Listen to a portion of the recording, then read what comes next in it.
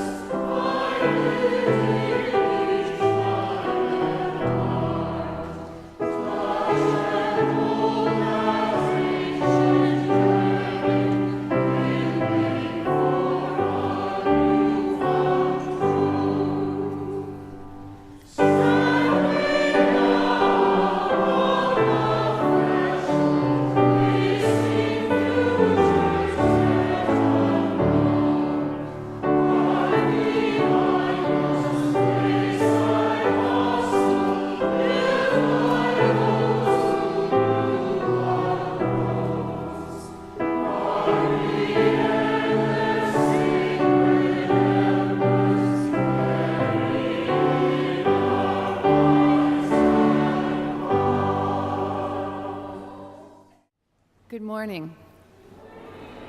I'm Judy Payne, and I'm a member of the Board of Trustees.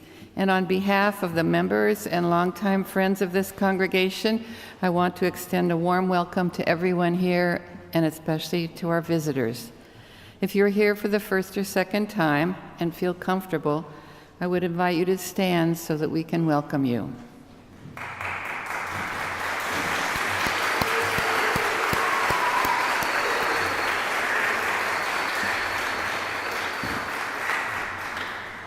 Please stay after the service and join us for coffee and conversation. We're so glad you're here. And if you would like more information about the church, just fill out the yellow card in the hymnal pocket in front of you or out at the welcome desk right outside the sanctuary. And drop it off in the office or give it to an usher. We'll get you on our weekly email newsletter list. It's really very good newsletter. It has everything in it that you ever wanted to know about the church.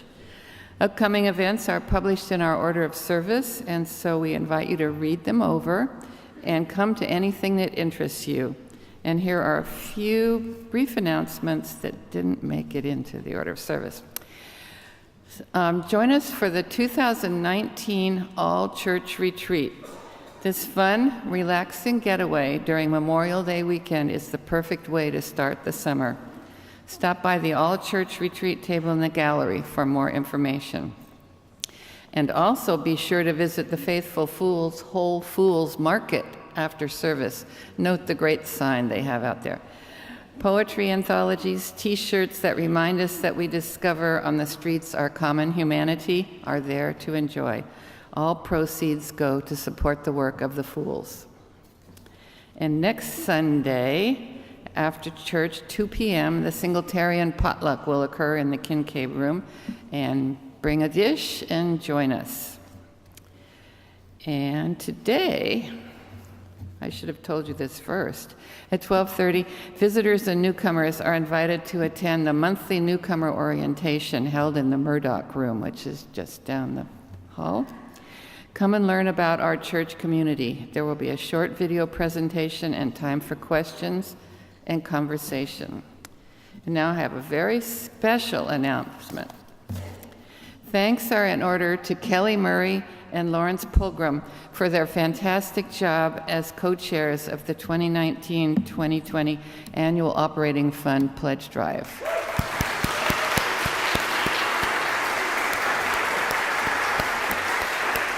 Stand up, Lawrence and Kelly, so everybody can see who you are. Please stand up.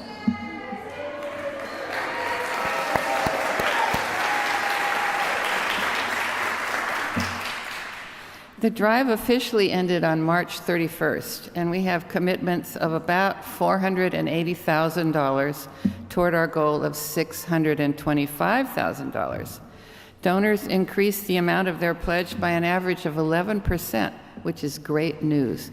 But we're still waiting to hear from quite a few of you. So if you haven't pledged yet, please do so today so we can move you to our do not call list. Every single pledge, no matter how small or large, is very important. So you can fill out a pledge form in the office or pledge online at the UUSF.org website. And thank you for supporting the work of the church. And now, please join me in saying the words of our chalice lighting, which are printed in the order of service. We light this chalice for the light of truth, the warmth of love, and the fire of commitment. We light this symbol of our faith as we gather together. Thank you, Mary. So, everyone's favorite time in the service. Each Sunday we take a moment to greet one another. Please reach out to someone you don't already know and introduce yourself. And when the music starts, it's time to sit down and be quiet.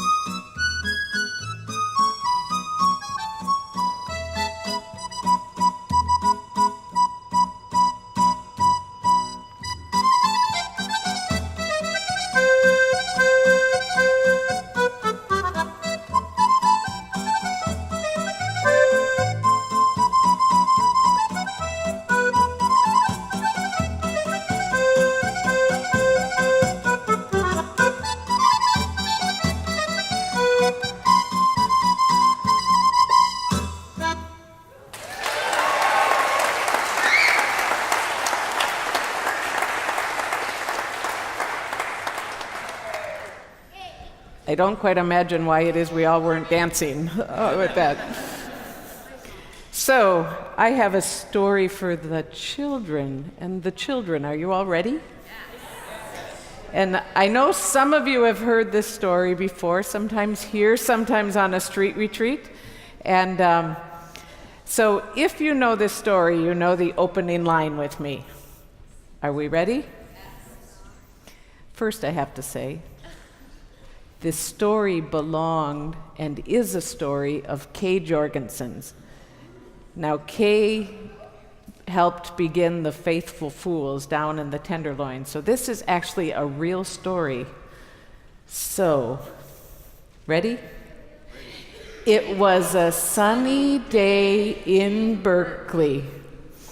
And Kay was needing some lunch. She was studying at school, and it was lunchtime. And so she decided to go out and look for some lunch in a grocery store. And she was walking down the street in Berkeley. And when she was walking down the street, all of a sudden something went and hit her in her arm. And she was like, and all of a sudden somebody at the bottom of the BART steps, the train, looked down and they said, "They're down there, they're down there." And Kay looked down, and there at her feet were 2 pennies. So she took the 2 pennies, she put them in her pocket, and she went on walking, and she got to the grocery store, and she got herself a sandwich, and then she went to get herself something that she could drink. And as she was standing there trying to decide what she wanted to drink, somebody walked up with a can of pop in their hand, of soda, and said, "You wouldn't happen to have 2 pennies, would you? If I had 2 more pennies, I could get myself this drink." Did she? So she reached in her pocket, she pulled out the 2 pennies, and she put them in the fellow's hand, and he went on. And Kay went up to the cash register to pay for her sandwich, and as she was paying for her sandwich, she noticed that one of the favorite songs that she loves to sing in church was playing. And you know what the song was? Who knows what the song was? Go for it. Morning has broken like the first morning. She was like, "What's going on?" So she went on, she ate her sandwich, went back to school, kept on studying, graduated, went to Minnesota, was a minister in a parish in Minnesota for, I think, about 7 years. And then when she finished that work, she came back here to San Francisco, and she thought she was going to look for another parish to work in. But then she started walking out in the streets, and she walked down the hill, and she was noticing that people were having to live on the sidewalk, and people who didn't have enough to eat, and there were kids who needed some place to be after school. And she said to herself, "I don't think I'm going to look for a parish. I think I'm going to stay here and work." And so it was about that time that I came to San Francisco myself. I was living in Nicaragua, and I was working with somebody who happened to be a friend of Kay's, and she said, "You have to meet this Kay Jorgensen." So I met Kay. We decided that we were going to work together because I too was not very happy and knew that we had to work to get people into houses and get people enough to eat and get a place for kids to be after school if their moms and dads had to work. So we started walking the streets together. And then when we started walking the streets, all of a sudden these pennies were appearing. And it'd be like, "And you know what? I found 2 pennies on the way here today." And we'd walking and we'd get these pennies. And so we'd pick them up, and then all of a sudden Kay remembered that day that she had the pennies way like 10 years ago. And so she sat down and she decided to write it out as a story. And when she wrote it out as a story, you know what she learned? She learned that she would have, and all of us have, what we need before it's asked of us. So, you know what? I think what I'd like to do is give each one of you 2 pennies. So if you find somebody who might need something and they say, "Can you help us out?" you can say, here's 2 pennies, and may more come to you, so that we can all work, that everybody's got a house, everybody's got food, everybody's safe after school. So I think Kirsten and Sam have 2 pennies for sure for the kids, and if any of you are sitting here and kind of doubt sometimes whether you really have what you need, you can take 2 pennies too.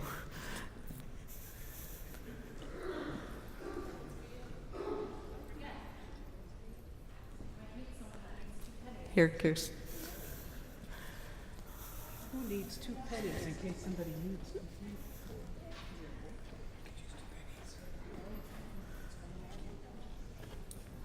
So.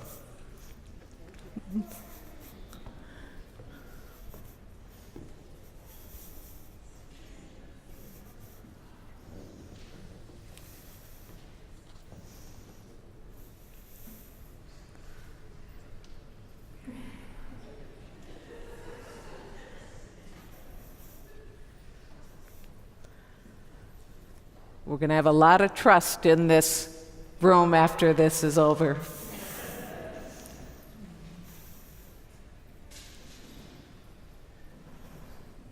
A lot of pennies in the collection basket. We'll have what we need. And now please rise in body or spirit and speak together the words of our covenant.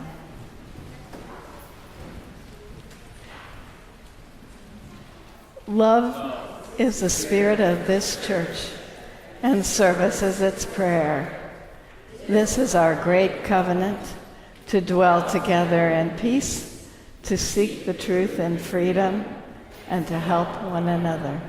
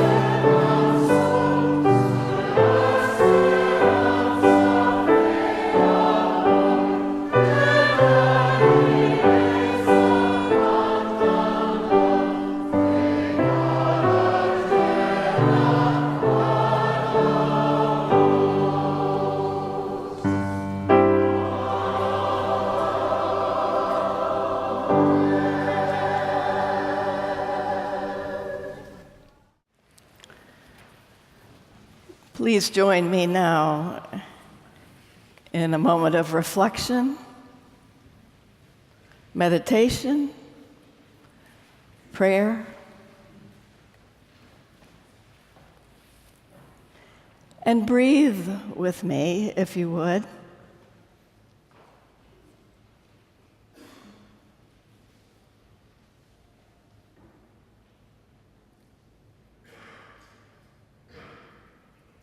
Noticing the in-breath,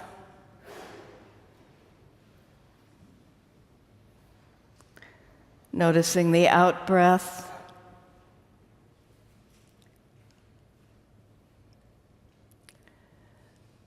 noticing the way our breath connects us to one another and to every other being on this living, breathing earth.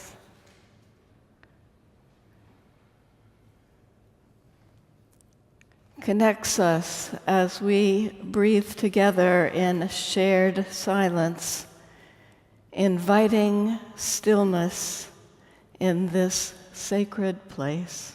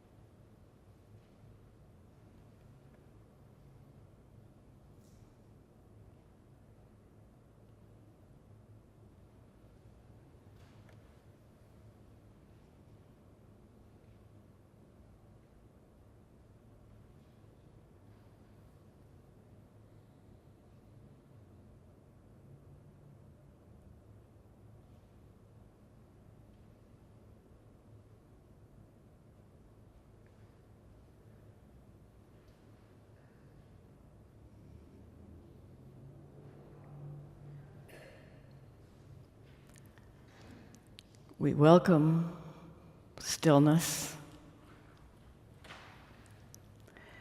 And we welcome motion,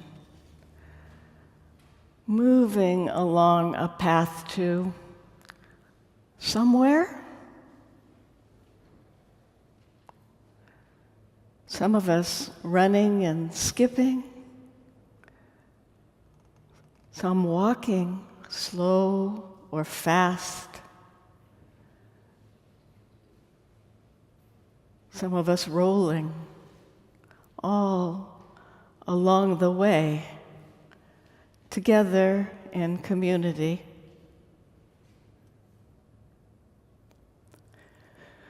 We may not know where the road will lead, but let us make it a path of unconditional kindness, a way of caring, a path of reaching out to help those we encounter along our way.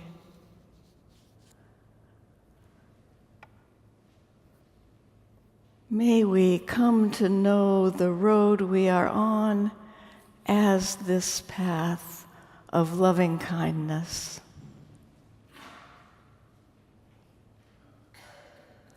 May we come to know the journey itself as our home.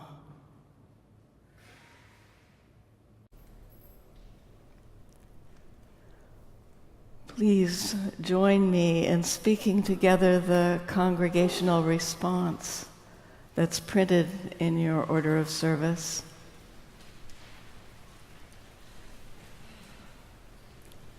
May we be at peace.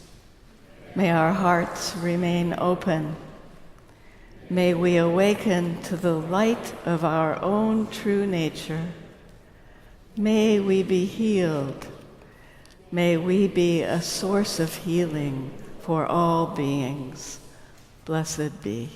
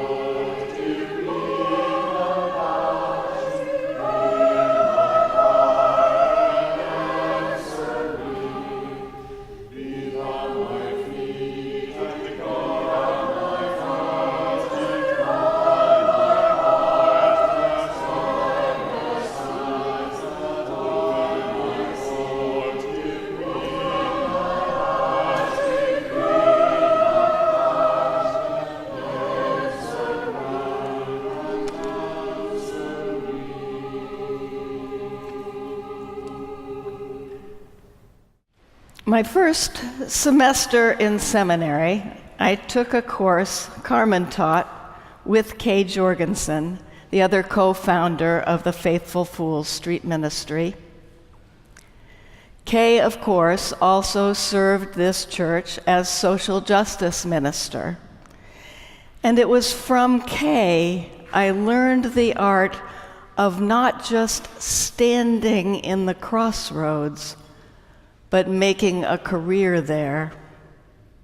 That was the title of the course, actually, At the Crossroads. It had to do with one of the big questions that seminary students have to navigate: parish or community?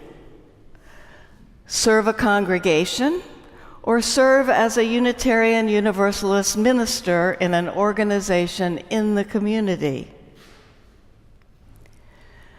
Pay attention, Kay and Carmen told us. Pay attention to what you're drawn toward. Pay attention to where you are moving. Well, last Sunday, Reverend Vanessa talked about threshold moments. Crossroads are like thresholds with a choice involved. Take this road or that one. But when I was in seminary, I wondered, what if I am drawn to both? Drawn to serve a congregation and drawn to serve in the community. As a lay leader in the urban church across the bay, I had most loved projects that brought neighborhood people into the church and took us church people out into the neighborhood. Just last week, I spent a Saturday with UUSF leaders at a workshop on dismantling white supremacy. It was held at the Oakland UU Church, and my heart warmed as it filled with memories of church people and the West Oakland neighborhood people I had been so happy to work alongside during my time there. In his provocatively titled book, The Answer to How is Yes. Peter Block says that we are always at a crossroads about something. He suggests this as a question for every moment of our lives. What is the crossroad I am standing in right now? Asking this question is another way of discerning what is it I am moving toward. Well, just now, I find myself more in a threshold than a crossroads, between ministry and retirement. Now, there's still a good chunk of time we'll have together before my retirement this summer, but already I find myself longing to stand still and let memories eddy around me. Is there a crossroads you're standing in just now?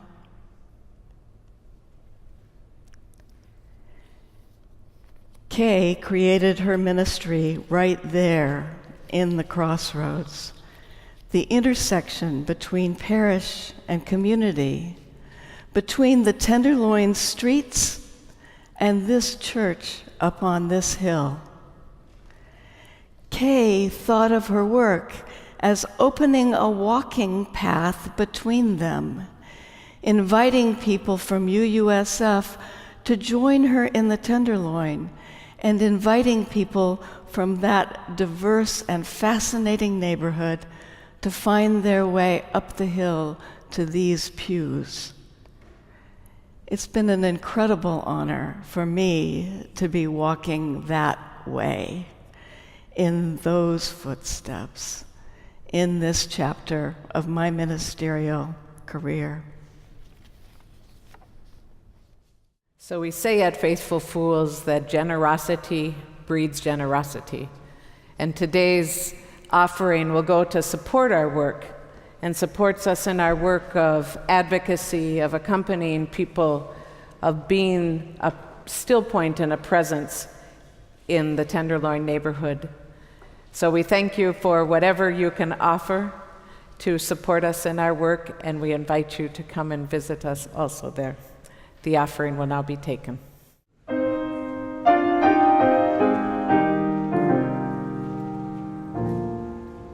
Home, no more home to me, whither must I wander? Hunger my driver, I go where I must. Cold blows the winter wind over hill and heather. Thick drives the rain, and my roof is in the dust. Loved of white wise men was the shade of my roof tree. The true word of welcome was spoken in the door. Dear days of old with faces in the firelight, kind folks of old, you'll come again no more.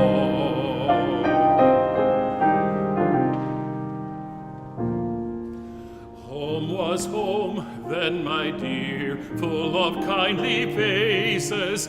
Home was home then, my dear, happy for the child. Fire and the windows bright glittered on the moorland. Song, tuneful song, built a palace in the wild. Now when day dawns on the brow of the moorland, lone stands the house and the chimney stone is cold. Lone let it stand now, the friends are all departed. The kind hearts, the true hearts that love the place of home.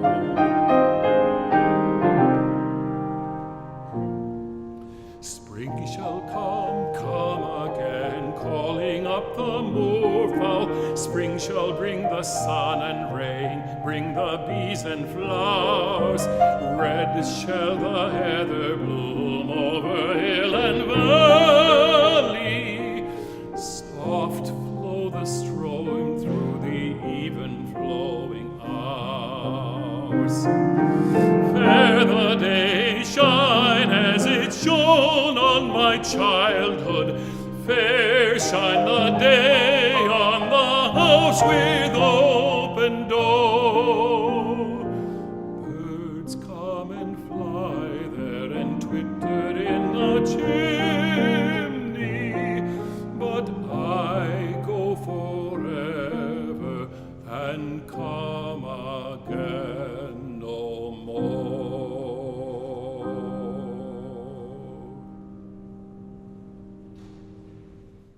Carmen and I go out walking. She finds 2 pennies, and I look on the ground and I see gum.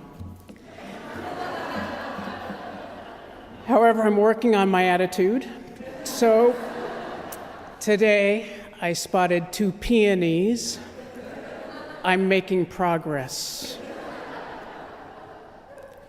This reading comes from Lewis Hyde, and the introduction to his book really describes much of how we think of the world.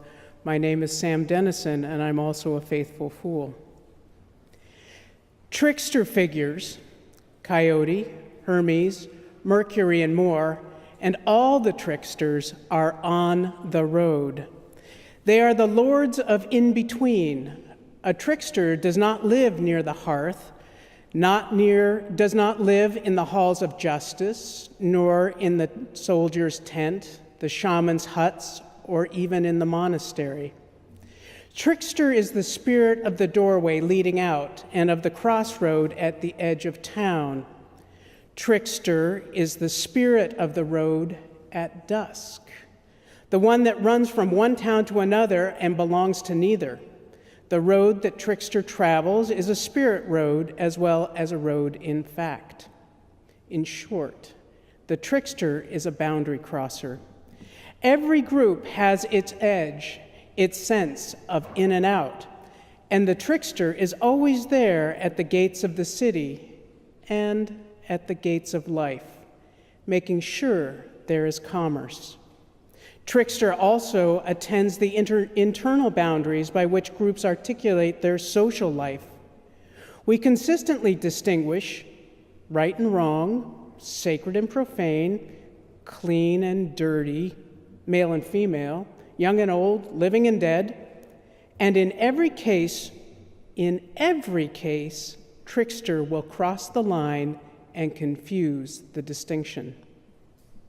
Trickster is the creative idiot, the wise fool, the gray-haired baby, the cross-dresser, the speaker of sacred profanities, When someone else's sense of honorable behavior has left them unable to act, trickster will appear to suggest an amoral course of action, something right wrong, that will get life going again.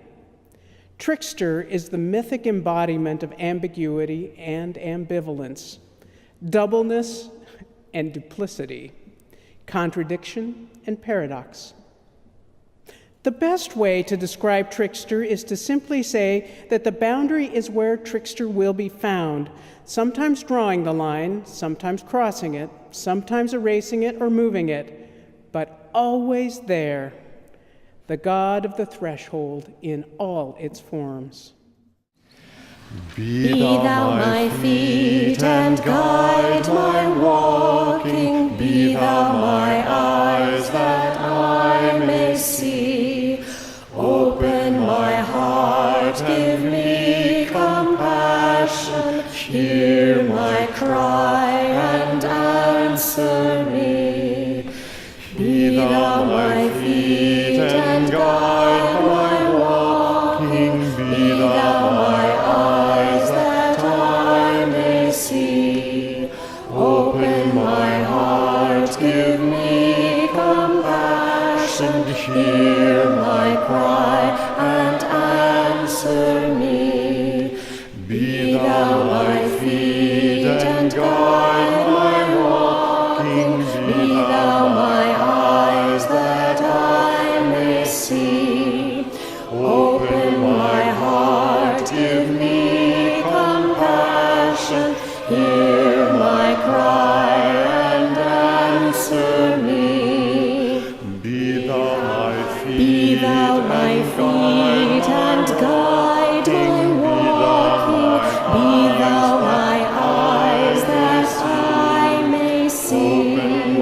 Open my heart, give me compassion. Hear my cry and answer me. Be thou my feet and guide my walking. Be thou my eyes that I may see. Open my heart, give me compassion. Hear my cry and answer me. Well, I can tell you, we never sounded that good singing it. So I first met Kay in 1977, and as I said in the Penny story, Raisa Leia, who was my spiritual teacher, wanted us to meet. And Kay was not the easiest to track down, but I was told I would find her at a sit-in at Wary Housing in the Presidio. It was 1997, and she was participating in an act of civil disobedience with other folks from Religious Witness for Homelessness, as they wanted to save the houses from being torn down and instead have the government create housing for homeless and low-income individuals. After Kay and all the folks unlinked their arms and got their citations, we finally talked and we decided to meet up for coffee. We did meet for coffee, and after a couple of hours, we decided we had some work to do in this world, in this congregation, in this city, and in our own selves. And we began walking the streets together in 1998 and founded the Faithful Fools. Now fast forward to 2018. We were anticipating and preparing for our 20th year celebration as Faithful Fools when Kay passed away. Though it had been a few years since she was able to live with us, we always knew she was with us. She was that spirit at the doorway leading out, and her life and ministry did call us to the crossroads. The boundary-crossing trickster that she was, she stood at the gates of this congregation and of the city, of the seminary and the Fool's Court, making sure there was commerce. As faithful fools, we had declared the 20th year to be a year of reflection, a year to remember our way forward. When Kay died, I also knew that this would be the year that I would walk the Camino de Santiago, the way of St. James. It was something I had mused about for 17 years after hearing Laura Friedman, who was a ministerial intern with us in 2001, speak of her experience. As I listened to Laura, I felt a little ping in my mind. And over the next 17 years, that ping kept pinging. As I anticipated finally doing the walk, I also knew I wanted to do it alone. I was curious, mostly about what I would find out about me, what was occupying the crevices of my mind and heart after 20 plus years. So after Kay's memorial, after a magnificent celebration, thank you, Mark, and the choir, after summer passed, I took off. I made my way to the border of France and Spain, where the Camino Frances begins. I checked in at the pilgrim's office, got the first stamp in my pilgrim's passport. I was given some sheets of paper that had suggestions of how far to walk each day and the various elevations of the terrain. A kind fellow at the pilgrim's office helped me find a hostel for the night, and I settled in, along with a number of other folks from many parts of the world who were also beginning the walk. I got up the next day, put on my boots, readied my backpack, and began walking. Now, the first day was over the Pyrenees. 12 plus miles, a steady and mostly steep walk up 5,000 feet. Nothing would have prepared me, no matter how much I would have exercised. It was absolutely gorgeous. The skies were blue, the mountain views were stunning. I quietly conversed with the cows and the sheep that grazed along the way, and it was extremely difficult, more difficult than I had ever imagined. It was dark when I finally made it to Roncesvalles, the first day's destination. It had taken me 11 plus hours, and I was exhausted. I could hardly take another step, and my Achilles tendons were crying out. Why did I want to do this? I sat that night and stared at the paper I was given at the pilgrim's office with the suggested breakup of the days and wondered, can I really do it? I looked at the steepness of the elevation I had just walked, and there were many more steep declines and inclines ahead of me. I looked at where I needed to walk the next day and then fell asleep. I awoke early again, readied my pack, and began walking. I walked very slowly, relying a lot on my walking sticks, and person after person would pass me up because I was going so slow. But I was content, and I was alone. I was in no hurry and saw a lot more than I would have if I would have walked quickly.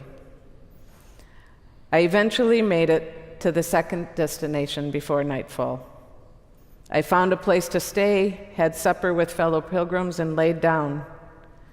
I chatted a bit with my bunkmate Marcos, who was from Italy and already had severe blisters on his feet. Soon I fell asleep, and I was aware I didn't feel well.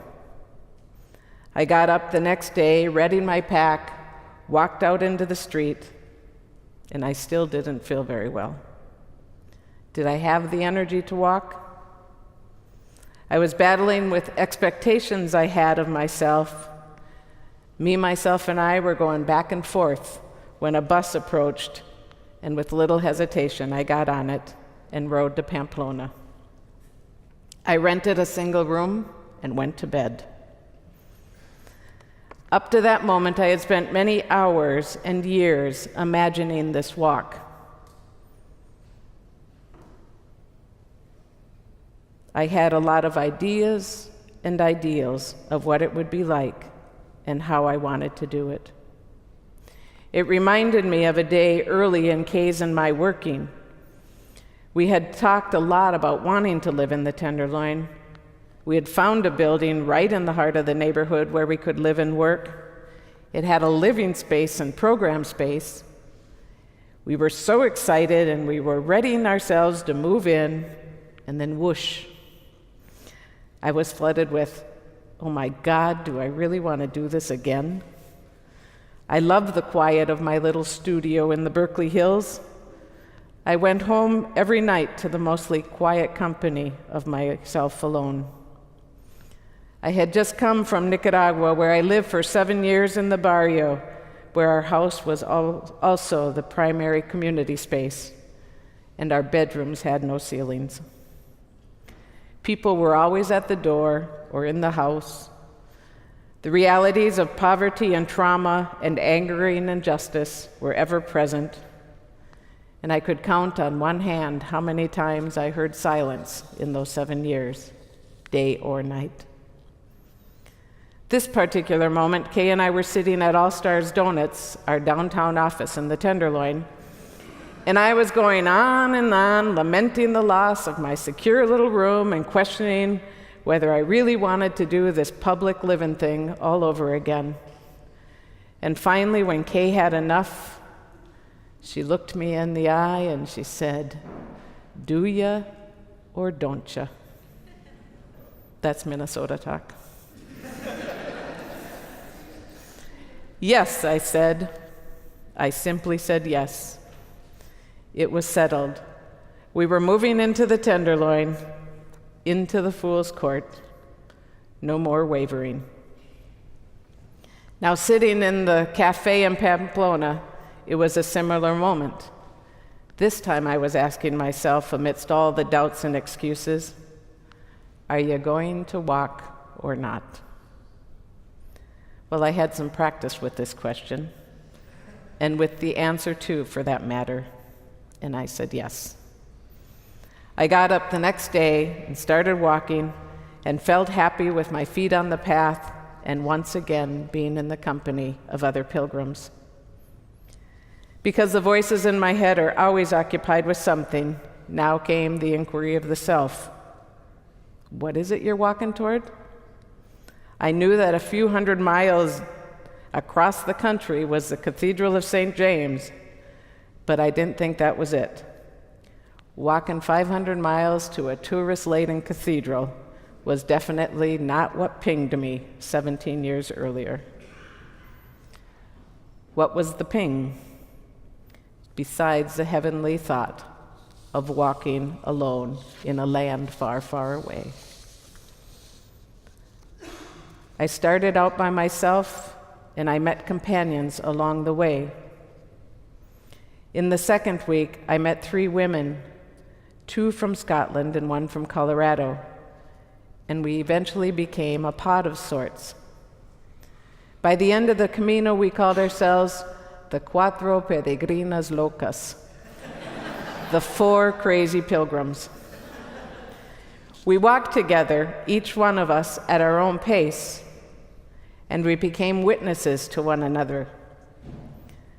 They were with me as I approached the highest point of the Camino and left by the foot of an iron cross, a volcanic rock that had belonged to Kay. When we faithful fools go to Nicaragua, we do our closing reflection at the volcano Masaya. Kay loved that volcano. She felt a relationship with this big force of nature that had burning embers deep down in the belly. When I laid the rock down, I sobbed. It had been months earlier that she had died, but I had yet not had time to really be with her death. I stood there for a while. I thanked her for this crazy life we shared.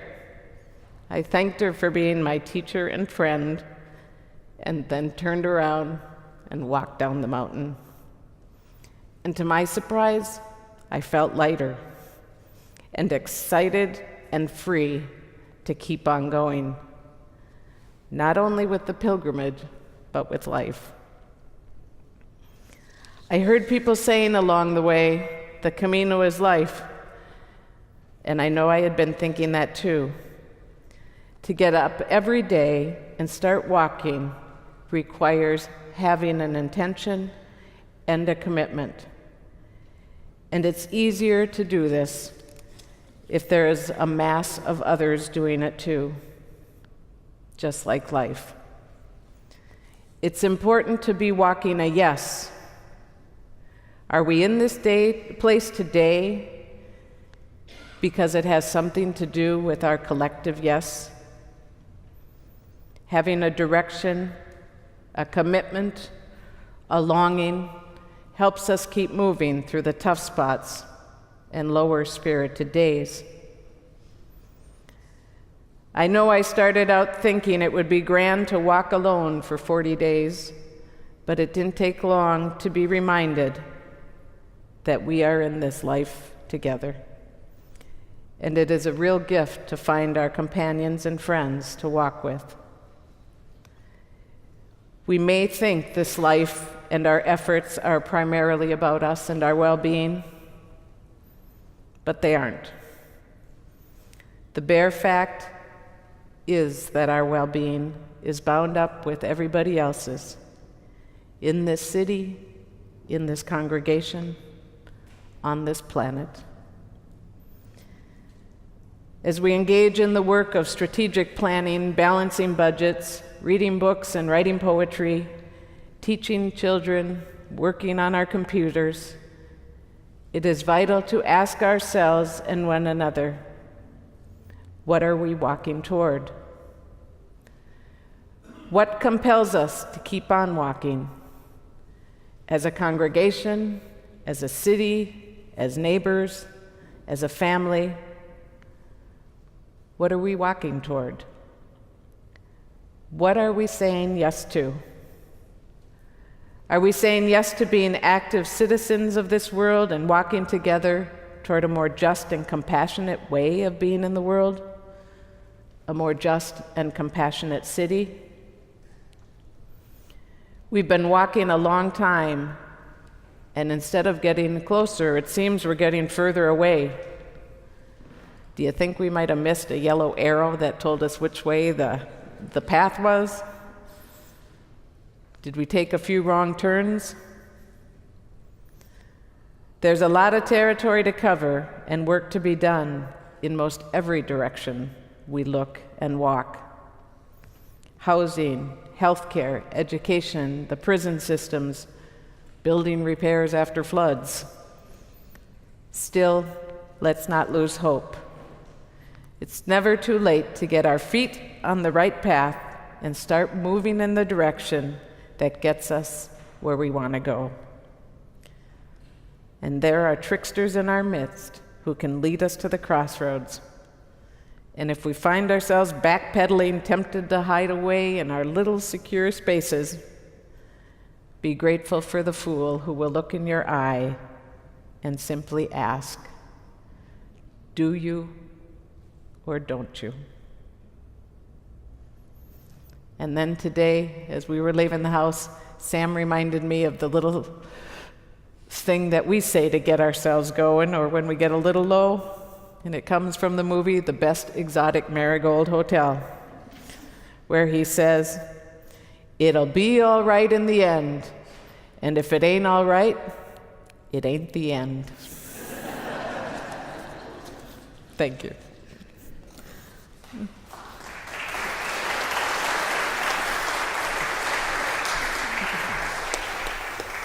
Please rise as you are able in body and spirit and join us in singing in our teal hymnals, number 1020, Wo Ya Ya, number 1020.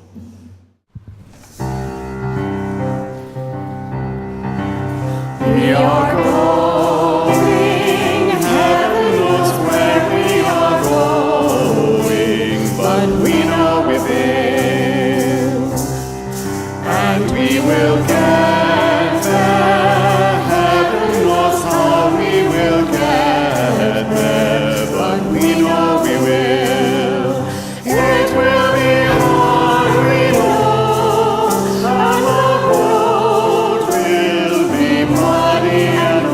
but we'll get there. Heaven knows how we will get there, but we know we will. Whoa, yeah, yeah. Whoa, yeah, yeah. Whoa, yeah, yeah. Whoa, yeah, yeah. We are going. Heaven knows where we are going, but we know we will. And we will get there. Heaven knows how we will get there, but we know we will. Whoa, yeah, yeah. Whoa, yeah, yeah. Whoa, yeah, yeah. Whoa, yeah, yeah. Whoa, yeah, yeah. Whoa, yeah, yeah. Whoa, yeah, yeah. Whoa, yeah, yeah. Whoa, yeah, yeah, yeah, yeah. Whoa, yeah, yeah, yeah, yeah. Whoa, yeah, yeah, yeah, yeah. Whoa, yeah, yeah, yeah, yeah.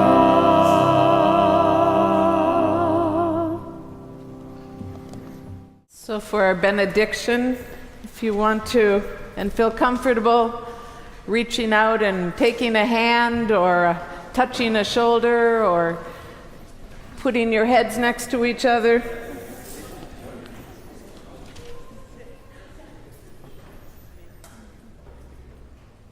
And let's just take a moment to see if we can get an image in our mind of what it is we want to walk toward.